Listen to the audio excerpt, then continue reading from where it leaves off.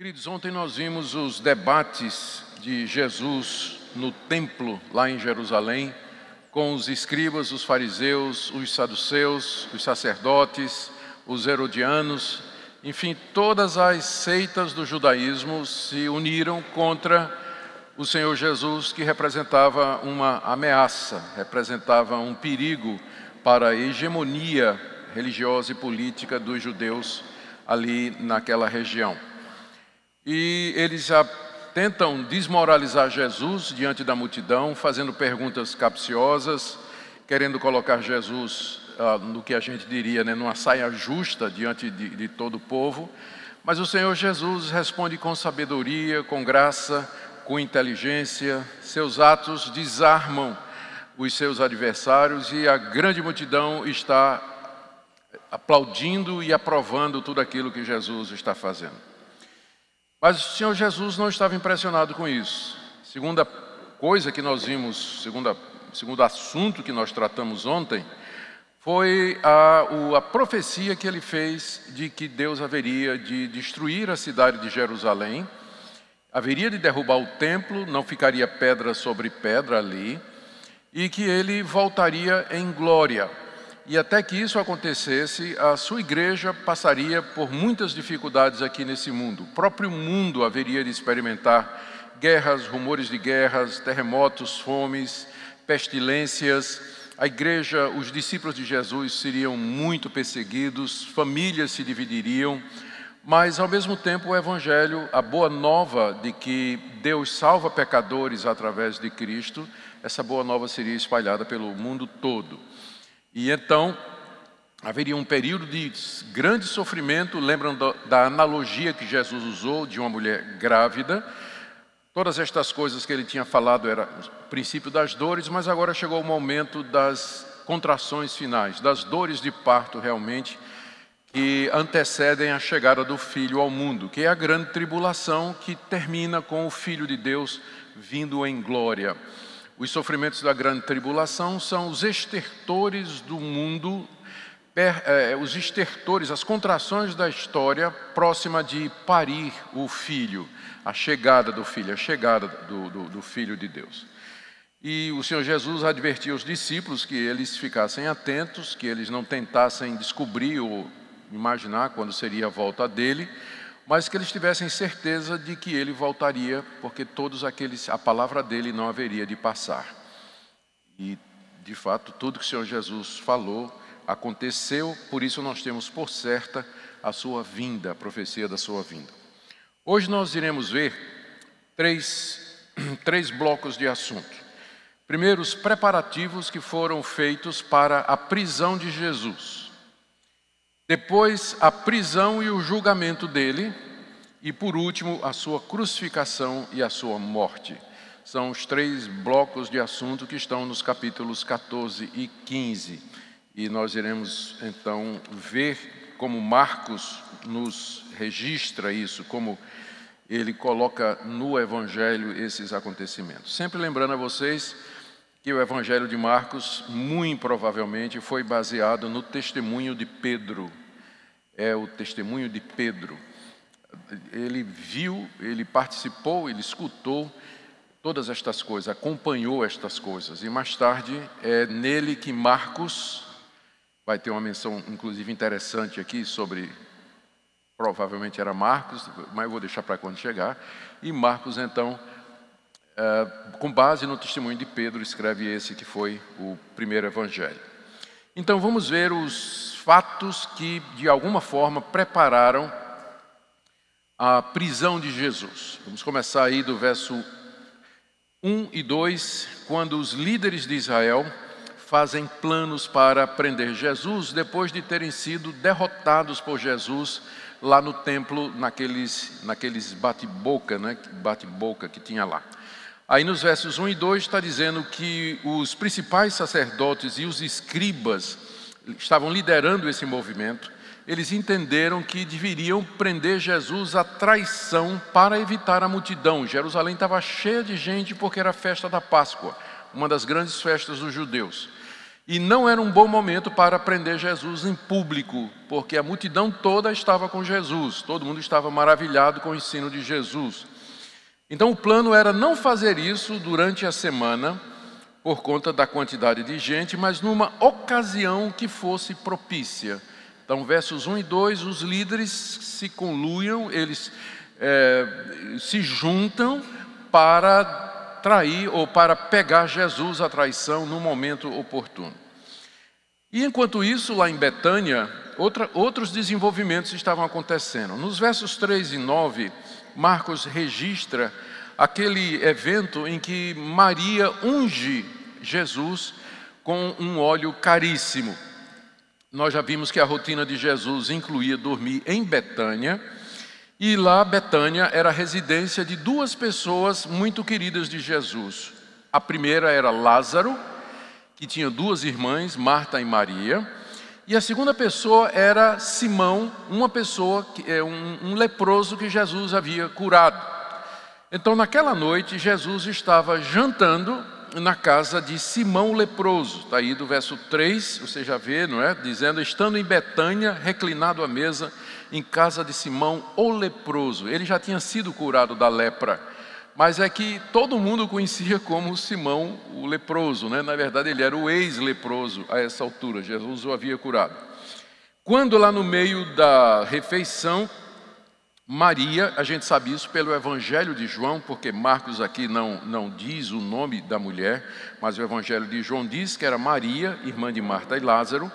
Ela se aproxima de Jesus com um frasco com um perfume caríssimo. Era um frasco de alabastro, que era um material, um recipiente muito caro, e um perfume de nardo puro, que era também um unguento caríssimo. Ou seja, naquele tempo as pessoas guardavam as riquezas em roupas, em cereais e em perfumes, em joias, debaixo do colchão, né? Pouca gente tinha acesso ao que era chamado de banco naquela época. Então isso era provavelmente as economias de Maria, alguma coisa que ela tinha guardado e que era a aposentadoria dela, alguma coisa assim, né? Que ela tinha. Mas ela pega aquilo que é tão caro, quebra o frasco e derrama sobre a cabeça de Jesus. Os discípulos, quando veem isso, ficam indignados e dizem assim, por que esse desperdício? Né? Por que Maria está desperdiçando isso? Se ela vai querer se livrar desse perfume, poderia ser vendido e o dinheiro nós poderíamos ajudar os pobres. Os discípulos não aceitam que Maria pegou aquilo e desperdiçou na cabeça de Jesus. E quem estava liderando isso era Judas. O Evangelho de João diz que foi Judas que tomou a iniciativa e que ele fez isso porque ele era o tesoureiro do grupo, ele guardava a bolsa onde as ofertas para o ministério de Jesus eram colocadas e ele roubava. Ele era um tesoureiro desonesto, ele tirava o dinheiro da bolsa, ele se valia daquilo ali. Então ele via uma oportunidade de ganhar mais dinheiro sendo desperdiçada e ele estava revoltado com aquilo. Jesus reage defendendo Maria e responde à questão da murmuração sobre os pobres. Ele diz assim simplesmente, os pobres vocês sempre vão ter com vocês, sempre vai ter pobre no mundo. E vocês podem fazer bem a eles quando vocês quiserem. Mas a mim vocês não têm sempre. E ele explica qual foi o propósito pelo qual Maria fez aquilo. Maria está me ungindo para a minha morte e o meu sepultamento. Era costume naquela época que os judeus ungiam os cadáveres antes de enrolar em pano e colocar na gruta ou na caverna que servia de sepultura. E Maria, diferentemente dos discípulos, ela já tinha entendido que Jesus ia morrer. E ela ungiu Jesus antecipadamente. Por isso que ela fez aquilo, porque ela tinha entendido que Jesus haveria de morrer pelos pecados, coisa que os discípulos não tinham feito. E Jesus perpetuou a memória de Maria, dizendo que onde o evangelho fosse pregado, o que Maria fez seria anunciado, como nós estamos fazendo hoje. O terceiro evento preparativo para a prisão de Jesus, prisão e morte de Jesus, é o pacto de Judas. com os seus inimigos, inimigos de Jesus. Está aí no verso 10 e 11. E aqui está dito que Judas Iscariotes, que era um dos 12, ele vai ter com os principais sacerdotes e para entregar Jesus. E quando os sacerdotes viram que um dos discípulos de Cristo se apresentou e disse: olha, eu sei um lugar e eu sei um momento melhor para vocês prenderem Jesus. Eles ficaram muito alegres porque era isso que eles estavam esperando.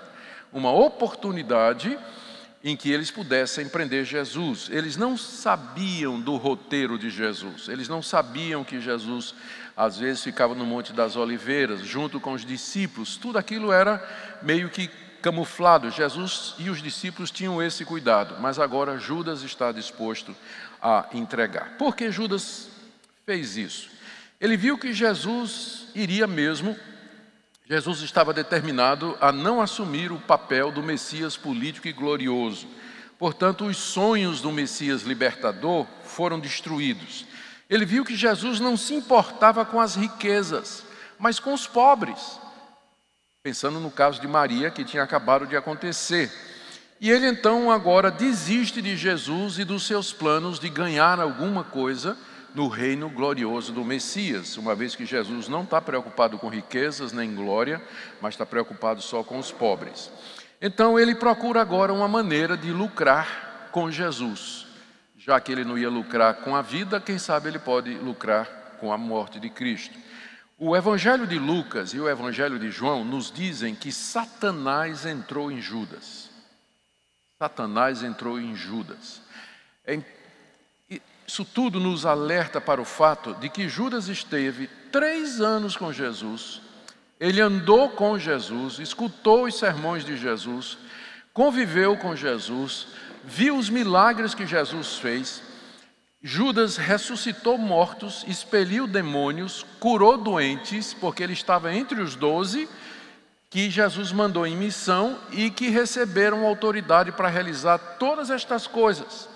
Mas Judas realmente não era de Deus. Judas não tinha fé verdadeira. O coração de Judas sempre foi amante do dinheiro, o ídolo, o Deus de Judas sempre foi o dinheiro. E agora Satanás entra em Judas, se apossa de Judas. E você percebe aqui que quando Satanás entrou em Judas, ele não caiu no chão, babando pela boca, esperneando, não ficou com a voz sobrenatural. Ele sai tranquilamente de noite para entregar Jesus. Estava possesso pelo próprio Satanás. Daí vocês veem que o pior tipo de possessão é esse, assintomática. Não é? Assintomática. Mas ele estava possuído pelo próprio diabo. E o que é que ele fez? Sutilmente ele vai lá e trai Jesus. Por isso que eu creio que é descabido toda essa preocupação com gente que está possessa, que fica babando pelo canto da boca, falando em voz diferente e tudo mais. Não nego a realidade disso, mas eu não acho que é essa a intenção principal do diabo. O diabo não está tão interessado nisso. Ele está interessado realmente em corromper a fé, destruir Jesus Cristo e a sua igreja. Isso é um sintoma ou alguma outra coisa que ele faz, mas o alvo principal dele é isso que Judas está fazendo aqui. Possessão assintomática, não é? Judas procura os sacerdotes para entregar Jesus em Jerusalém e recebe promessa de que eles vão dar algum dinheiro para Judas, e Judas fica à espreita esperando o momento melhor para entregar Jesus. O quarto evento que antecede a prisão de Cristo e sua morte é a refeição da Páscoa que Jesus teve com seus discípulos em Jerusalém. Como nós já dissemos, essa era a semana da Páscoa, e o costume era que o cordeiro pascual, ele era sacrificado no último dia da festa, que geralmente era na sexta-feira.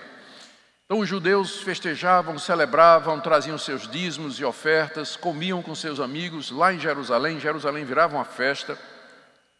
Mas quando era na sexta-feira, cada família tomava um cordeiro e sacrificava segundo a lei de Moisés mandava. E junto com o cordeiro, eles comiam pão sem fermento e ervas amargas, para lembrar o dia em que Deus os livrou lá do cativeiro no Egito, o êxodo, quando o anjo do Senhor passou pela casa dos israelitas, viu a mancha de sangue que eles tinham aspergido e não entrou para matar os primogênitos, mas matou os primogênitos do Egito. É por isso o nome Páscoa, que significa passagem em hebraico, né? O anjo passou e não entrou para matar os primogênitos dos judeus. Então era assim que se celebrava. Nós vemos aqui no verso 12 que a festa já havia começado e que aquele era o primeiro dia da festa dos pães asmos, quando se fazia o sacrifício do cordeiro pascal. Então, festa dos pães asmos, primeiro dia, eu preciso explicar para não parecer uma contradição. A festa já tinha começado, a festa da Páscoa. E dentro da festa da Páscoa tinha a festa dos pães asmos, que era quando os judeus iam fazer pão sem fermento para comer juntamente com o cordeiro que era sacrificado na sexta-feira. E os discípulos então perguntaram a Jesus: onde é que nós vamos comer a Páscoa? E Jesus orienta os discípulos, eles estavam em Betânia, não é? Jesus orienta os discípulos dizendo: vocês vão para Jerusalém, e quando vocês chegarem perto de Jerusalém, vocês verão uma pessoa que está carregando um cântaro de água. Vocês seguem aquela pessoa, e onde ela entrar, vocês entram também e dizem assim: o mestre está perguntando onde está o aposento em que eu vou celebrar a Páscoa com os meus discípulos. E ele vai mostrar então um lugar preparado. A gente não sabe quem é essa pessoa. Alguns acreditam que esse lugar era o lugar da família de Marcos, e que a mãe de Marcos era uma pessoa que cria em Jesus, era uma das seguidoras de Jesus. Vai ser o mesmo lugar onde os discípulos vão se reunir depois da morte de Jesus e onde o Espírito Santo vem. Esse é o cenáculo, é o mesmo local onde o Pentecostes vai acontecer. Vai se tornar o point dos discípulos depois de Pentecostes. É onde eles se reúnem, é onde eles estão reunidos quando Pedro sai da prisão e bate na porta lá, né, e sai uma criada para atender. É o lugar onde todo mundo estava orando e clamando a Deus. Era a casa de João Marcos, segundo os estudiosos do livro de Atos, e a tradição nos informa também. Então, os discípulos fizeram exatamente como Jesus tinha dito, seguiram aquela pessoa, e ela mostrou um cenáculo, mostrou o primeiro andar, né? Cenáculo era um primeiro andar das casas. Mostrou um primeiro andar onde estava preparado já o lugar para Jesus celebrar a ceia. E diz aí que os discípulos foram e prepararam a Páscoa, fizeram pão, mataram o cordeiro, cozeram as ervas, dispuseram tudo na mesa, separaram o vinho para que fosse a celebração. Esse é o quarto evento preparatório para a prisão e morte de Jesus. O quinto é quando Jesus revela que ele vai ser traído por um dos 12, durante a celebração. Do verso 17 ao verso 21, nós temos esse evento. Marcos nos diz que no cair da tarde daquele dia, o dia em que celebrava-se a Páscoa propriamente dito, Jesus e os 12 se reúnem nesse cenáculo em Jerusalém para comer a Páscoa. E no meio da festa, Jesus faz esse anúncio. Ele diz: em verdade vos digo, um de vós haverá de me trair. Um de vocês vai me entregar aqueles que procuram me matar. E a reação dos discípulos foi: todos ficaram tristes e se aproximaram de Jesus perguntando: porventura sou eu, mestre? Sou eu que vou fazer isso? A angústia e a preocupação dos discípulos, que um deles, que talvez fosse ele, né? Cada discípulo estava pensando: será que sou eu que vou fazer isso? Chegou para Jesus perguntando isso. E a resposta de Jesus é um dos 12 que mete a mão comigo no prato.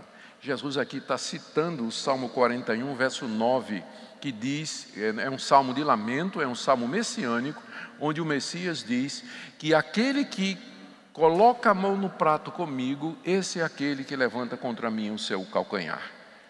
O seu calcanhar. Então Jesus anuncia isso aí, e ele diz: ai do traidor, eu vou conforme está escrito, eu vou morrer conforme a Bíblia diz, conforme a Escritura diz, mas ai daquela pessoa por quem isso acontece.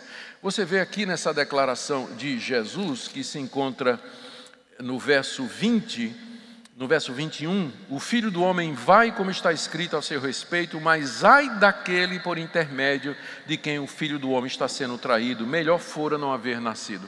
Aqui nesse versículo você vê a combinação daquilo que a gente tem falado. Falamos ontem à noite, na noite de perguntas e respostas, em outras exposições, a soberania de Deus e a responsabilidade humana. Estava escrito que Jesus Cristo haveria de morrer. Havia sido decretado por Deus antes da fundação do mundo. Mas isso não tira a responsabilidade de Judas. Ai daquele por quem eu estou sendo traído. Era melhor ele não ter nascido. Vocês percebem as duas coisas juntas aqui no mesmo versículo. Dois lados da mesma moeda. A soberania de Deus agindo através dos atos humanos e responsabilizando os homens pelas atitudes que eles tomam. Deus é soberano e o homem é responsável. Essas coisas andam absolutamente juntas e aquilo que Deus uniu, que o homem não separe. Se você tenta negar uma, você vai cair num erro. Se você tenta negar outra verdade, você vai cair em outro erro. Nós temos que manter as duas verdades juntas, como a Bíblia mantém. Eu vou porque está determinado por Deus que eu vá. Mas ai da pessoa através de quem a minha traição, a traição que vai me entregar à morte, vai acontecer. Aí nós temos o sexto evento. E só um detalhe, né? Só um detalhe aqui, está dito, né, no Evangelho de João que Judas também chegou para Jesus e perguntou: porventura sou eu? E Jesus disse: tu dissestes. Bom, aqui nós vamos para o sexto evento preparatório, que é a instituição da ceia.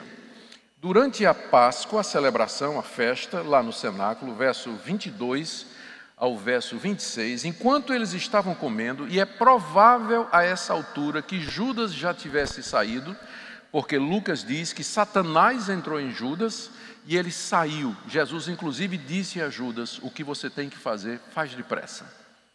João diz que Jesus disse a Judas isso. E Judas então saiu e era noite, já tinha escurecido.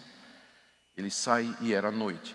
E então, a maioria dos estudiosos considera que Judas não estava mais aqui, quando Jesus celebra a ceia com os seus discípulos. É provável que Judas já tinha saído na noite para entregar a Jesus. Jesus então, ele transforma a Páscoa na ceia. Ele explica aos seus discípulos qual era o significado da Páscoa. Qual era o significado da Páscoa?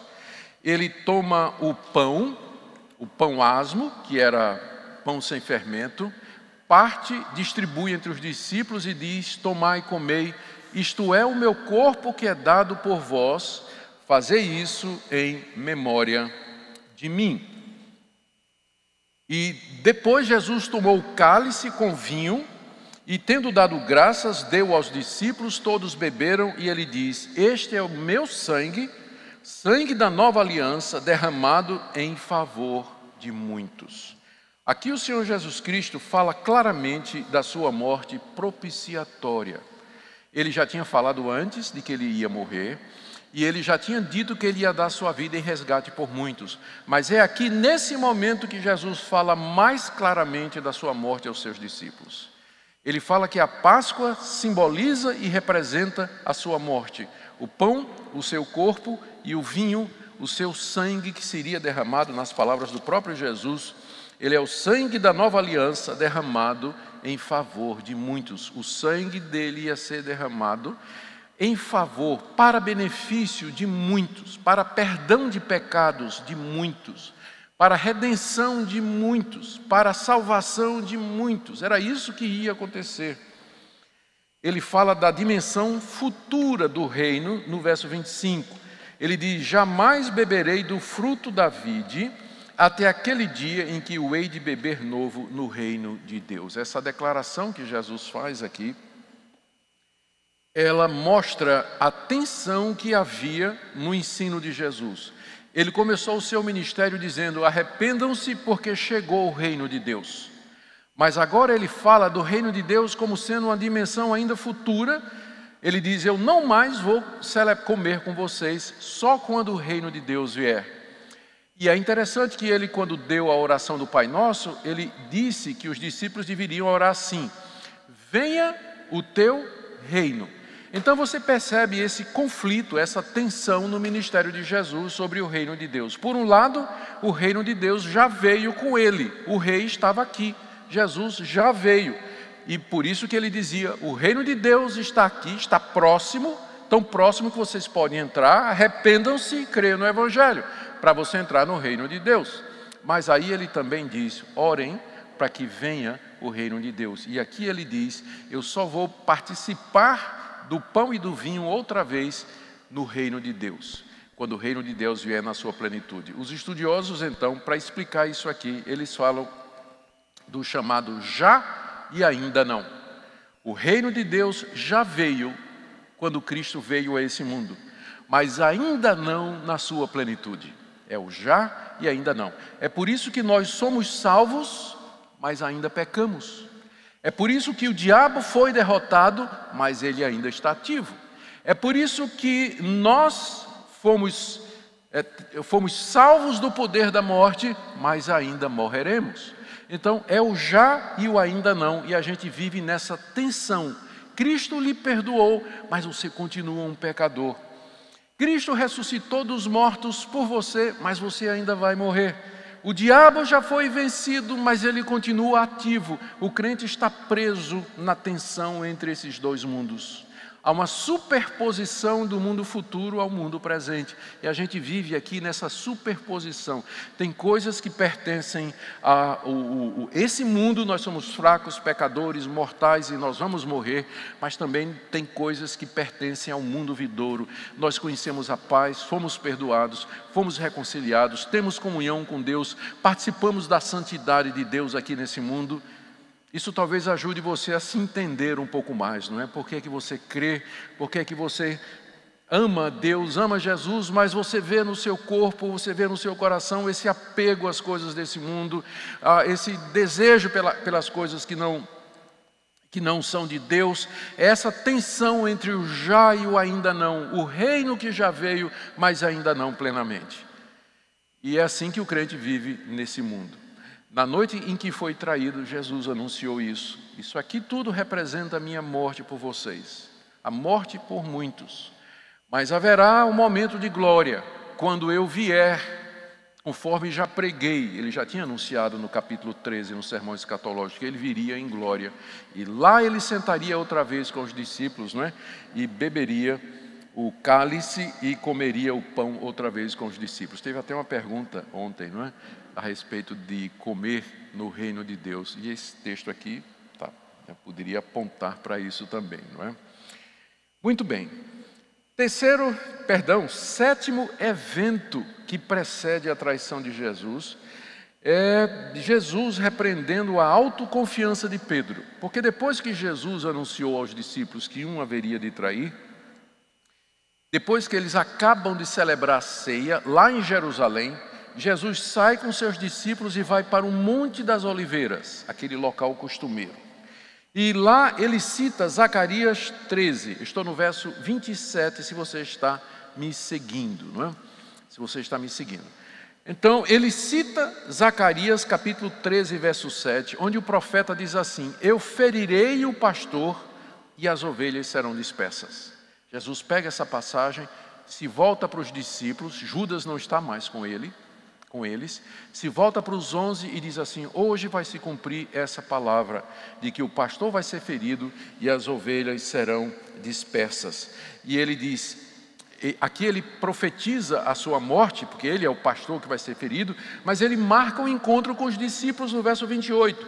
Depois da minha ressurreição, irei adiante de vocês para a Galileia. Vamos marcar um encontro, eu vou morrer, mas vamos marcar um encontro na Galileia, porque eu vou ressuscitar. Que coisa maravilhosa, não é? Jesus aqui já marca um encontro, vou encontrar com vocês na Galileia, para a gente falar sobre as coisas do reino de Deus. E ele diz que vai ser uma pedra de tropeço para os discípulos, que ele diz aqui, vocês vão se escandalizar em mim nessa noite. E aí Pedro então reage dizendo: Senhor, ainda que todos se escandalizem, eu jamais me escandalizarei.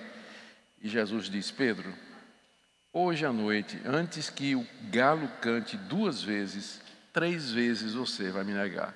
Aí Pedro disse: mas de jeito nenhum, nunca eu vou te negar, Senhor.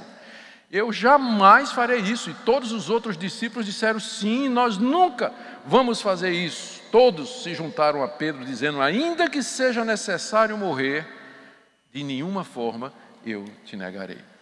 Os discípulos então, além de não terem compreendido corretamente o que Jesus precisava fazer, ainda não tinham uma visão realista da pecaminosidade do seu coração, da fraqueza da sua fé naquele momento. Mas Jesus já adverte a Pedro, já prepara Pedro, dizendo: vocês vão se escandalizar em mim. Eu vou ser morto e vocês vão me abandonar, vocês vão ficar com vergonha de mim. E Pedro disse: ainda que seja preciso morrer, eu jamais vou fazer isso com você. Aqui do verso 32 a 42, Jesus se submete plenamente à vontade de Deus, se preparando para a sua morte. É o relato aqui de que ele então, no Monte das Oliveiras, ele entra para um jardim que ficava mais no interior do Monte das Oliveiras. Era um jardim chamado Getsemane. E ele chama Pedro, Tiago e João. Ele diz: vamos orar aqui comigo.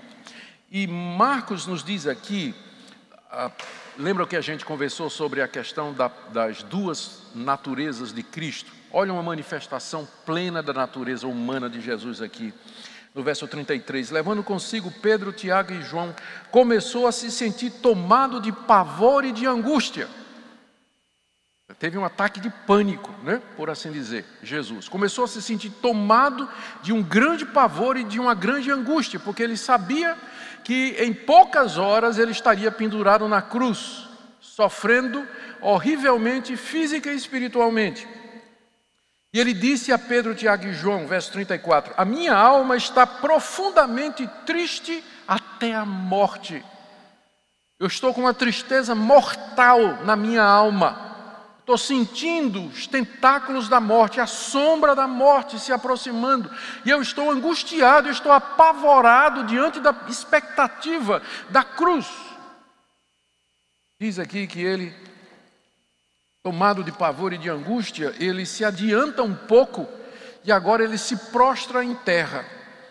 E ele ora para que, se possível, lhe fosse poupada aquela hora. Ele pede ao Pai, ele clama ao Pai 3 vezes, a oração é essa: Abba, paizinho em aramaico, Abba, Pai, tudo te é possível. O Senhor pode arrumar um outro plano, um outro meio de realizar a redenção desses que o Senhor amou antes da fundação do mundo. Tudo é possível. Então passa de mim esse cálice. O cálice aqui é a morte na cruz. Não me dê esse cálice para beber, mas não seja o que eu quero, mas sim o que tu queres. O Cristo, na sua natureza humana, ele se encolhe diante da perspectiva da morte e ele suplica ao Pai que talvez um outro plano, uma outra coisa pudesse acontecer, que Deus pudesse realizar a salvação dos seus eleitos de outra maneira. Aí no final ele diz: mas se for a tua vontade, que seja feita a tua vontade e não a minha. Como nós dissemos, Jesus era verdadeiro homem e verdadeiro Deus. E como verdadeiro homem, ele tinha uma vontade, ele tinha um querer, mas ele submete esse querer agora à vontade do Pai. Que não seja feita a minha vontade, mas a tua vontade. 3 vezes Jesus ora dessa maneira. E a gente sabe qual foi a resposta do Pai: não. Eu não vou livrar você. Esse é o plano, esse é meu projeto, é isso que nós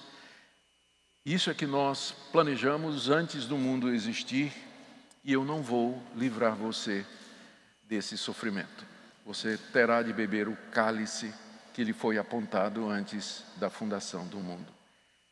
Jesus se levanta ali da oração e vem ver os seus discípulos, e o que é que Pedro está fazendo? Dormindo. Ele com os discípulos. Esse que tinha acabado de dizer: nunca vou te negar, na hora da maior angústia de Jesus, estava dormindo. E Jesus disse para ele: Pedro, você está dormindo? Você não pode vigiar nem uma hora. Vigie e ore, estou no verso 38. Vigiai e orai para que não entreis em tentação. O espírito, na verdade, está pronto, mas a carne é fraca. A natureza humana é fraca. O espírito está pronto, mas a natureza humana, ela é fraca, ela é tíbia, ela é duvidosa, ela é dúbia, ela fraqueja, ela vacila. Então, você precisa orar para vencer a tentação, vencer a fraqueza da carne nesse momento. 3 vezes Jesus faz isso, diz o verso 39, não é? Ele retirou-se de novo, orou, repetiu as palavras, voltou, achou dormindo, veio pela 3ª vez e diz: levanta, vocês ainda dormem, basta, chegou a hora. Eis que o Filho do Homem está sendo entregue nas mãos dos pecadores. Levante-se, vamos, o traidor se aproxima. Jesus sabia que a hora dele tinha chegado ali, ele se levanta, consciente de que é inevitável. Ele pediu ao Pai, 3 vezes suplicou, e o Pai não atendeu, porque o Pai ia realizar o plano que havia sido combinado antes da fundação do mundo. Queridos, o que é que a gente pode aprender desses 7 episódios que antecedem a prisão de Cristo? Por um lado, os inimigos de Jesus avançam em seus planos de prendê-lo. Sabem que não pode ser durante a festa. Judas decide que vai entregar Jesus e ganhar alguma coisa. Satanás o possui e o leva a indicar aos inimigos o local certo para prender Jesus. Tudo está se armando, conduzindo para a morte do Filho de Deus na cruz do Calvário. O Deus soberano, ele não somente decretou a morte do seu filho, mas também os meios pelos quais isso haveria de acontecer. A traição de Judas, o desejo dos sacerdotes, aquele momento lá no jardim do Getsemane, do jardim do Monte das Oliveiras, o Getsemane, tudo isso Deus usando os meios, as causas secundárias para obter aquele efeito desejado que era a morte do seu filho. Ao mesmo tempo, Jesus, sabedor de todas estas coisas, ele prepara os discípulos. Ele aceita a unção de Maria com óleo, que o prepara para a sua morte, institui a ceia como memorial da sua morte, fala claramente que ele vai morrer, marca um encontro com os discípulos na Galileia, prepara Pedro e os outros para o desânimo e tristeza que haveria de chegar, mostra a importância de vigiar e orar e nos ensina que a vontade de Deus é maior do que a nossa. E que mesmo Cristo teve orações recusadas. E se de alguma forma isso servir de consolo para você, se Deus recusou orações do seu próprio filho, quanto mais a sua, não é? Então, nem sempre Deus vai responder conforme você quer, mas Ele vai responder conforme o plano e o propósito que Ele tem preparado para a sua vida.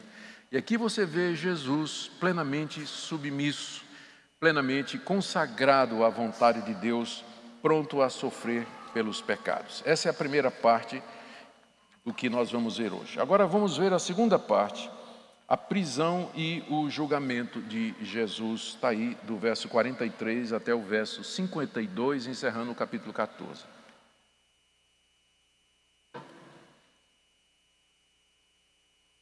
Do verso 43 em diante, verso 43 em diante, Marcos registra o momento da prisão de Jesus. Judas chega lá no jardim. Judas sabia que lá era o local onde Jesus ia se reunir, porque ele esteve lá com Jesus durante toda aquela semana. Então agora Judas chega com uma escolta no jardim, com soldados que vieram com armas, varapaus, cacetetes. Era uma escolta que tinha sido cedida pelos sacerdotes e pelos líderes religiosos. E Judas tinha combinado com eles que indicaria quem era Jesus com um beijo. Provavelmente porque estava escuro, era de noite, os soldados não sabiam quem era Jesus. Então Judas disse: eu vou dar um beijo naquele que é. E Judas se aproxima de Jesus e beija Jesus. E os evangelhos dizem, os outros evangelhos, que Judas se aproxima de Jesus e o beija, e Jesus pergunta: ô Judas, com um beijo você trai o filho do homem. Então, logo que ele chegou, e a hipocrisia de Judas, né, aproximou-se de Jesus e disse: mestre. E em seguida beija Jesus, o beijo da traição. A hipocrisia, né, daquele filho do demônio, como é chamado aqui, filho da perdição.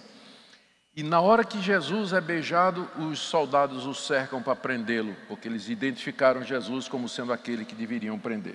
Marcos diz aqui que um discípulo corta a orelha do servo do sumo sacerdote. Um dos discípulos puxou uma espada e estava armado, né? Esse é o problema de andar armado. Ele puxa uma espada e reage e corta a orelha de um dos servos do sumo sacerdote. O Evangelho de João diz que foi Pedro. Marcos não disse nada, já que ele baseou o testemunho já que ele está escrevendo o Evangelho com base no testemunho de Pedro, talvez não quis entregar Pedro, né? Ele diz apenas que um discípulo fez isso, mas João entrega. Diz que foi Pedro. E diz ainda que o nome do servo era Malco e que Jesus cola a orelha dele de volta e diz: Pedro, mete a espada na bainha. Mete a espada na bainha. Depois disso, Jesus se volta para a trupe toda e pergunta por que daquilo tudo. Porque durante a semana Jesus estava no templo ensinando abertamente. Por que eles tinham vindo prendê-lo de noite ali, sorrateiramente, como se ele fosse um marginal? Mas Jesus disse: mas isso é para que se cumpra as Escrituras. E aí todos os discípulos fogem. Aqueles que tinham jurado que iam para a morte com Jesus, mas não abandonariam, todos os 11 discípulos saem correndo e deixam Jesus ali preso pelos soldados. Aqui tem um detalhe curioso, eu queria que você visse aí, no verso 51 e 52.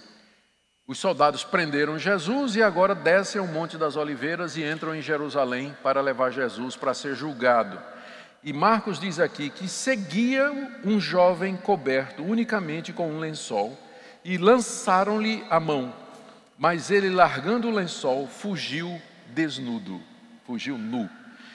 Então, só o Evangelho de Marcos relata isso. Qual o propósito disso aqui, né? Tinha um jovem que estava acompanhando, né, encoberto num lençol, aí os soldados devem ter se voltado assim, dizer: ó, esse aqui deve ser um deles também. Aí ele, só que na fuga ele deixou cair o lençol, né, e foge pelado pelas ruas de Jerusalém. Alguns acham que esse jovem é o próprio Marcos. É o próprio Marcos, porque só isso explicaria o porquê dessa referência no Evangelho de Marcos. Não tem Mateus, não tem Lucas, não tem João e não tem propósito, né? Eu não consigo encontrar uma aplicação teológica disso aqui, né? Eu não sei. Então, alguns acham que é o jovem Marcos que mais tarde vai, aqui a essa altura ele já estava interessado em Jesus, mas ainda não tinha se convertido, mais tarde vai se converter e vai ser de grande auxílio para o apóstolo Paulo e para o apóstolo Pedro.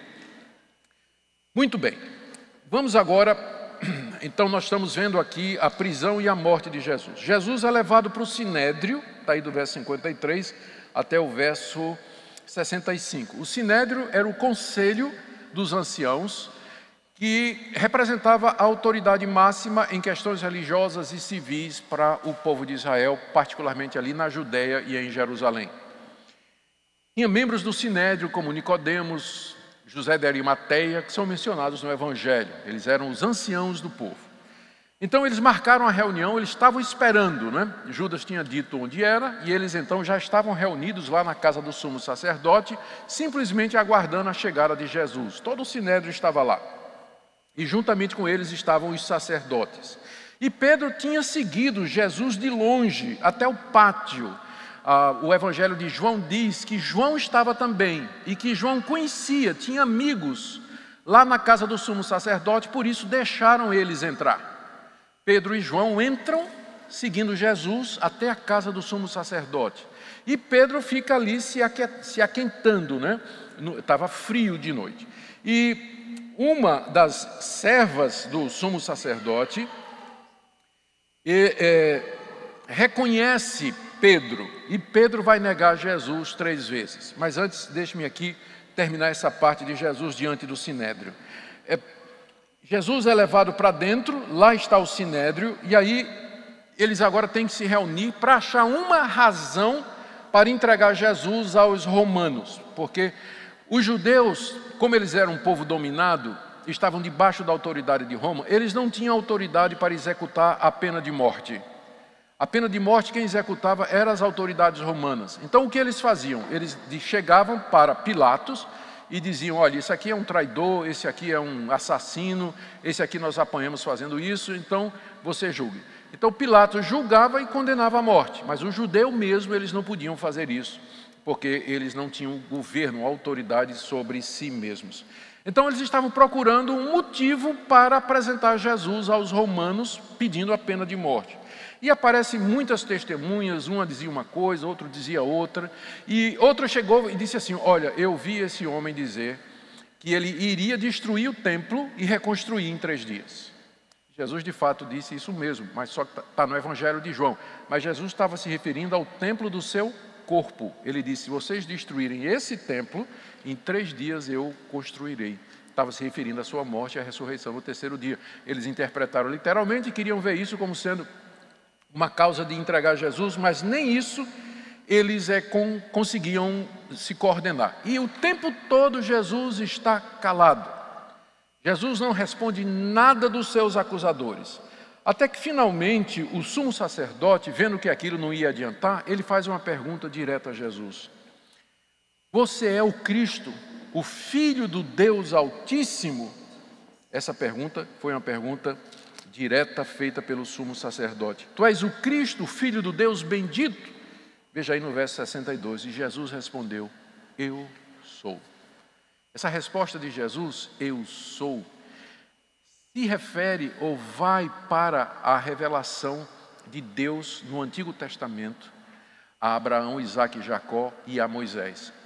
Especialmente a Moisés. Quando Deus se revela a Moisés lá no monte, na sarça ardente, e Moisés pergunta, quem é o Senhor para que eu possa dizer aos israelitas que o Senhor me enviou? Ele disse, eu sou o que sou. É isso que o nome Yahweh significa. Eu sou. E agora Jesus usa a mesma expressão aqui. Eu sou.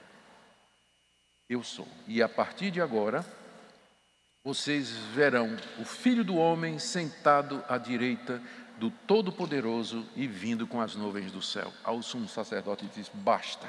Nós não precisamos de testemunha. Está aqui a blasfêmia. Ele está dizendo que é Deus. Eles entenderam perfeitamente que dizer que era filho de Deus era a mesma coisa de dizer que era divino. E para os judeus, a ideia de que Deus pudesse se tornar homem não cabia na cabeça do judeu. Não cabia mesmo. Portanto, eles consideravam essa declaração de Jesus, de que ele era o Filho do Deus bendito, eu sou o Filho do Deus bendito, aquilo equivalia a uma blasfêmia contra Deus. E a lei de Moisés falava que toda blasfêmia contra Deus tinha que ser punida com morte. Eles disseram, agora pegamos. O que é que vocês acham? O sumo sacerdote perguntou, e todo mundo disse, é réu de morte, ele tem que morrer. E aí então, eles começam a pancadaria em Jesus. Eles começam a esbofetear Jesus, bater na cara de Jesus e dizer assim, verso 65, cuspiram nele, cobriram o rosto, davam murros e diziam, profetiza, tu não és o Filho de Deus, profetiza, quem é que te bateu? E diz aqui que os guardas o tomaram a bofetadas, pancadaria em cima de Jesus, não é? Um linchamento, partiram para cima mesmo. Quando o sumo sacerdote disse, é réu de morte, aí o sinédrio, você imagina aqueles anciãos, aqueles sacerdotes, junto com os soldados, cercam Jesus e começam a bater nele, né? De todo tipo, chuta, cospe na cara, faz todo esse tipo de coisa. Enquanto isso estava acontecendo, lá no pátio, Pedrão, não é confrontado pela empregada lá, a serva, que diz, eu vi você com eles. Aí Pedro diz, de jeito nenhum, eu não tenho nada com isso, nem sei quem é ele. Segunda vez a moça faz a mesma coisa, segunda vez Pedro nega. Depois os presentes que estavam ali se viram para Pedro e dizem: você é um deles mesmo, porque até a sua maneira de falar é parecida. E Pedro começa a praguejar, jurar e dizer: eu não conheço esse homem. E na mesma hora o galo cantou. E Pedro ouviu. E diz aqui em Marcos que Pedro, verso 72, Pedro se lembrou da palavra que Jesus dissera: antes que 2 vezes cante o galo, tu me negarás 3 vezes. E diz aqui que Pedro, caindo em si, desatou a chorar. Desatou a chorar. É importante você lembrar isso aqui para comparar com a atitude de Judas. A atitude de Judas, que mais adiante diz que ele se arrependeu e que ele devolveu o dinheiro, mas foi se enforcar. Então, o verdadeiro arrependimento é o de Pedro, que lamenta, que chora, que persevera no seu arrependimento, e não o remorso que leva a pessoa a tirar a própria vida. Isso não é arrependimento, mas isso é um mero remorso. Pedro, então, chora copiosamente, cumprindo a palavra de Jesus. O próximo evento que Marcos nos relata, entramos aqui no capítulo 15, é Jesus diante de Pilatos. Ele é levado amarrado bem cedinho pelos sacerdotes. Isso aqui durou a noite toda, gente. Então, bem cedo, o dia nascendo, o julgamento de Jesus foi durante a madrugada. Então, naquela sexta-feira de manhã, né, a celebração foi na quinta noite, naquela sexta-feira de manhã, os judeus amarram Jesus e levam para Pilatos, que era a maior autoridade em Jerusalém. Como eu disse, eles não tinham poder para condenar Jesus à morte. E então eles acusam Jesus de muitas coisas. Ele está dizendo que é o rei dos judeus, ele está fazendo sedição, revolta contra César, uma série de acusações contra Jesus diante do procurador Pôncio Pilatos. E Pilatos então começa a questionar Jesus, né? É isso verdade? Quem é você? De onde você vem? Por que eles estão dizendo estas coisas? Pilatos quer entender o que estava acontecendo ali, em Jerusalém. Mas Jesus não responde nada de Pilatos. Apenas João vai dizer que numa certa altura, Jesus responde Pilatos, né? Quando Pilatos diz assim: você não responde nada? Você não sabe que tem um poder para tirar a sua vida? E Jesus responde: você não teria poder nenhum se do alto não tivesse sido dado a você. Você só vai me entregar à morte porque alguém maior do que você lhe deu autoridade para isso. Fora isso aí, Jesus silencia diante dos seus acusadores e das perguntas de Pilatos.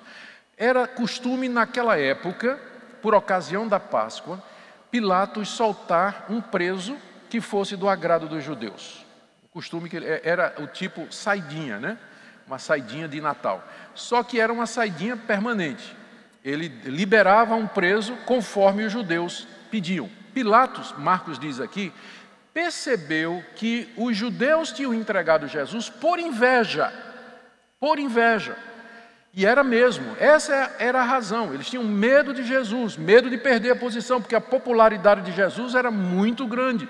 Jesus fazia sinais e prodígios, Jesus tinha uma sabedoria que calava a boca de todo mundo. Jesus estava questionando o que eles estavam fazendo, confrontando. Então eles tinham medo de Jesus e tinham ciúmes, inveja do poder que Jesus tinha de aglutinar as massas. Por isso é que eles entregaram Jesus a Pilatos. Pilatos percebeu isso. Então Pilatos não queria prender Jesus, não queria matar Jesus.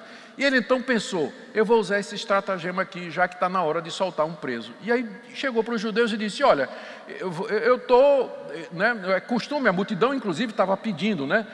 Eu vou fazer o seguinte, eu vou soltar o rei dos judeus.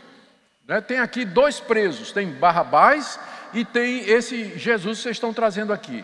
Então eu vou soltar esse Jesus aqui como é costume e fica tudo resolvido. Os sacerdotes, quando viram que Pilatos não queria condenar Jesus, aí começou a fazer pressão, né? Começou a fazer pressão para a multidão. Começou a insuflar as multidões.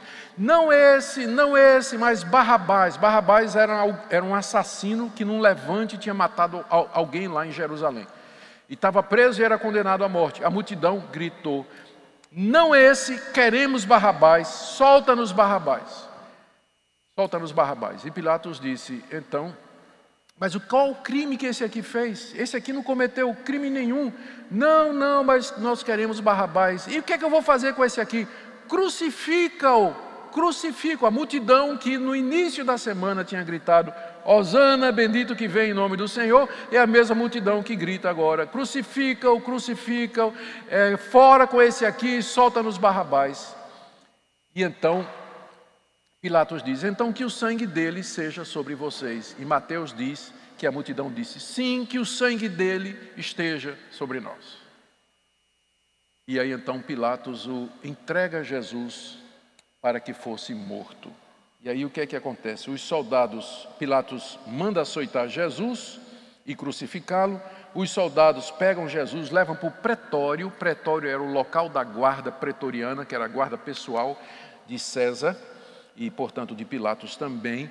E lá no pretório, os soldados zombam de Jesus, cobrem ele com púrpura, põem uma coroa de espinho na cabeça, um pedaço de pau na mão, fazem dele um espantalho, uma figura, e se ajoelham zombando diante de Jesus: você não é o Filho de Deus, não é? Então, que você não é o Rei dos Judeus. E batem na cabeça de Jesus com aquele cetro, tiram a púrpura e levam Jesus para fora para ser crucificado. Do verso 21 a 32, nós lemos a respeito da crucificação de Jesus, que vai ser a última parte do que nós vamos falar aqui. Queria que você acompanhasse com atenção, porque tem detalhes aqui que são importantes de observar. Quando os soldados tiram Jesus do palácio de de Pilatos, para levá-lo para ser crucificado, e as crucificações aconteciam fora da cidade de Jerusalém, num monte chamado Gólgota, que quer dizer caveira, só lembrando que esse tipo de morte era uma morte extremamente dolorosa, que era reservada para criminosos vulgares, odiosos e que eram considerados de alta periculosidade. Outros presos condenados à morte, eles tinham direito a uma morte mais amena, como, por exemplo, morrer decapitado, muito mais rápido, indolor. Foi assim que Paulo morreu, porque Paulo era cidadão romano. O cidadão romano não podia ser crucificado. Se ele fosse condenado à morte, ele morria pela espada. Mas os outros que eram condenados à morte, eles sofriam essa morte horrível, que era a crucificação. Então, eles levaram Jesus para ser crucificado. E quando eles saem do palácio, eles veem um homem chamado Simão Cirineu, que estava vindo do campo. Não estava nem acompanhando o que estava acontecendo, não estava nem acompanhando. E Simão Cirineu, então os soldados pegam, Marcos diz aqui que ele era o pai de Alexandre e Rufo. Rufo aparece no final de Romanos, capítulo 16, verso 17, verso 13, como alguém que era conhecido de Paulo, um cristão que morava em Roma. Quem sabe esse Rufo é o mesmo, porque era alguém conhecido dos cristãos de Roma, a quem esse evangelho é destinado. E Marcos o identifica Simão Cirineu dizendo que é pai de Alexandre e de Rufo, que vocês conhecem, né, que vocês aí em Roma conhecem. E aí levaram Jesus para o Gólgota, fora da cidade. Era 9 horas da manhã quando eles levaram Jesus e o crucificaram. Veja a sequência dos eventos narrada por Marcos e as escrituras que foram cumpridas. Aqui vai seguir-se um roteiro bem planejado, bem elaborado, com o objetivo de cumprir várias profecias a respeito da morte de Cristo. Diz aqui que os soldados o crucificaram e perfuraram as mãos e os pés, penduraram numa cruz e elevaram, e que aí o deram,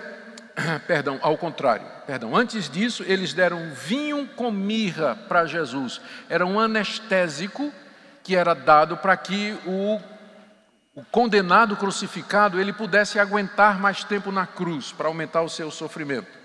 Como está escrito no Salmo 69, verso 21, na minha dor me deram vinagre para que eu bebesse.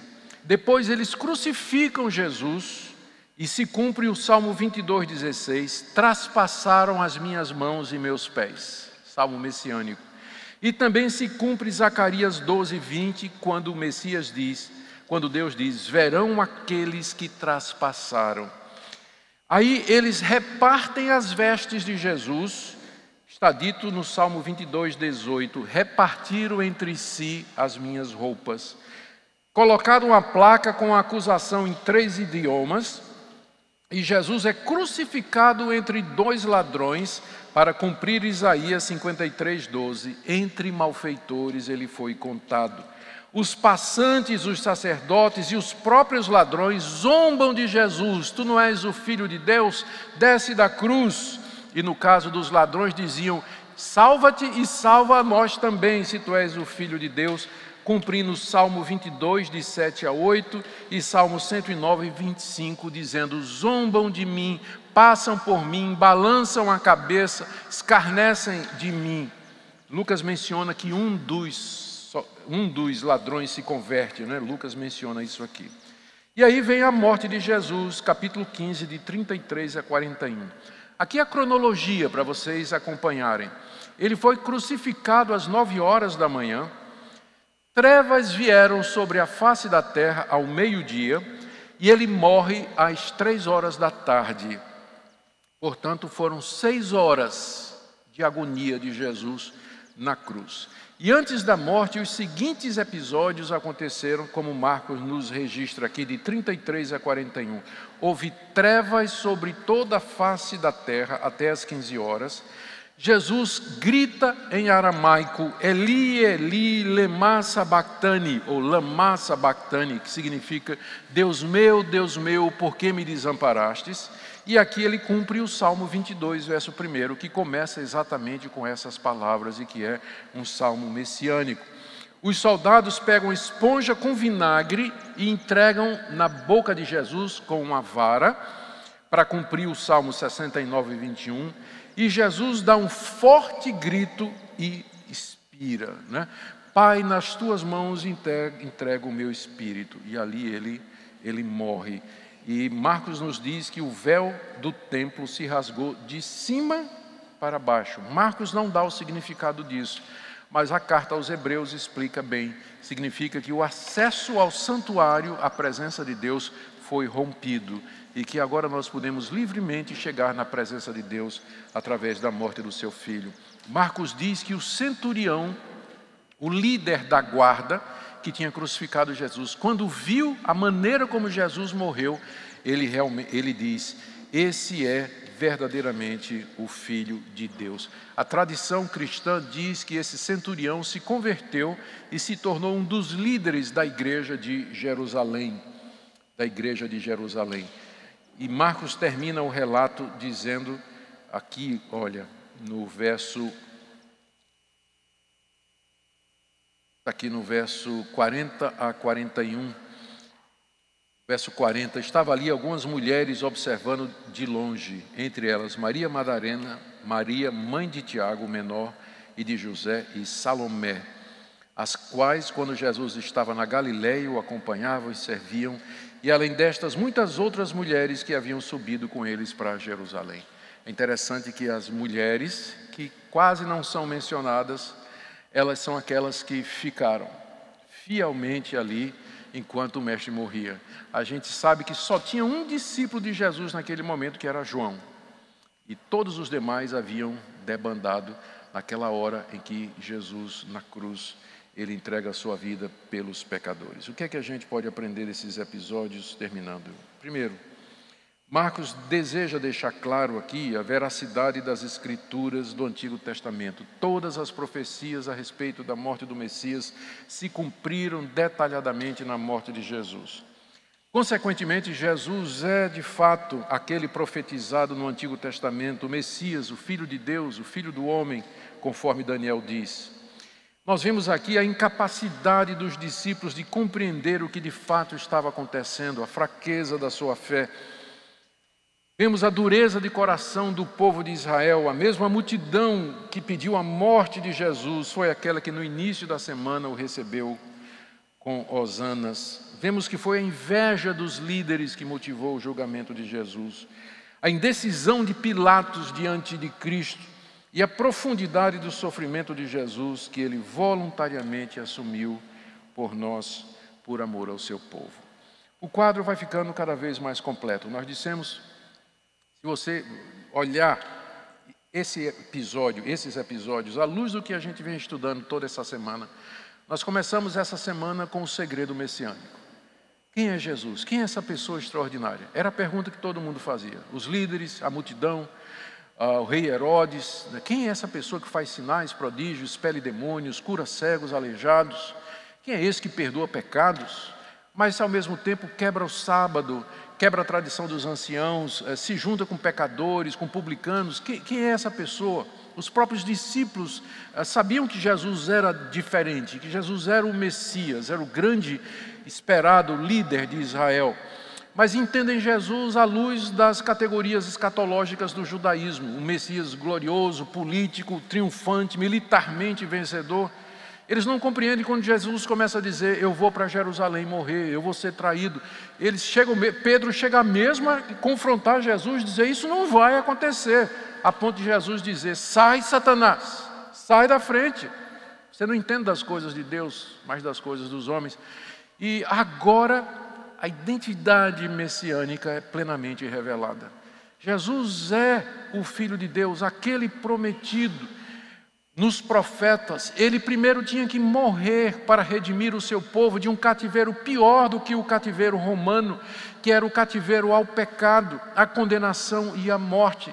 Ele voluntariamente se oferece como substituto do povo de Deus na cruz. Ele assume o lugar do pecador ali na cruz e verte o seu sangue para remir pecadores. É isso que ele veio fazer. Ele veio servir, ele veio dar a sua vida. Ele veio morrer para o seu povo. Nós vemos como todo esse intrincado, esse emaranhado de acontecimentos tinha a mão de Deus por detrás, guiando cada detalhe, cada evento, sem que impedisse as escolhas e as decisões livres e voluntárias de Judas, dos discípulos, de Pedro, do sumo sacerdote, de Pilatos, da multidão, de todos eles que gritavam e diziam: crucificam. Nós nos curvamos diante desse Deus sábio, poderoso, santo, amoroso, e adoramos e servimos ao Senhor Jesus, que passou por tudo isso, para que você pudesse estar aqui hoje, para que você pudesse ter perdão dos seus pecados e para que você pudesse seguir a Jesus de todo o seu coração. Amém? Vamos orar. Bendito Deus, nós estamos diante da Tua palavra, do relato da crucificação e morte do Teu Filho. E nós nos curvamos diante dEle agora, declarando que Ele é Senhor, que Ele é o único mediador entre Deus e os homens, declarando que Sua morte é eficaz, completa e efetiva para livrar pecadores, e que nenhuma gota do Seu sangue foi derramada em vão. O povo de Deus será redimido completamente, até o último deles. Te damos graças, ó Pai, e pedimos um restante de dia abençoado, por amor de Jesus, por meio de quem todas as coisas são. Amém.